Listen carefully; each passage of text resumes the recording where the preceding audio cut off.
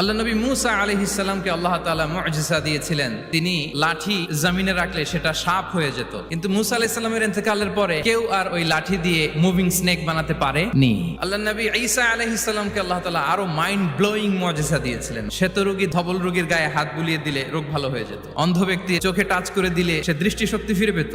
মৃত ব্যক্তিকে আল্লাহ নবী ঈসা আলাইহিস সালাম কুম বিইذনিল্লাহ বলার সাথে সাথে মৃত ব্যক্তি জীবিত হয়ে যেত। কিন্তু এই নবী আলাইহিস সালামদের বিদায় যখন ঘটেছে, সাথে সাথে তাদের মুআজিজারও বিদায় হয়েছে। কিন্তু বিশ্বনবী সাল্লাল্লাহু আলাইহি ওয়াসাল্লামের উপর নাজিল হওয়া এই মহাবিশ্বের মহাবিশ্বয় মহাগ্রন্থ আল কোরআন, আল্লাহ নবী ইন্তেকাল করেছেন, তিনি আমাদের থেকে বিদায় নিয়েছেন, কিন্তু কোরআন কি বিদায় নিয়েছে?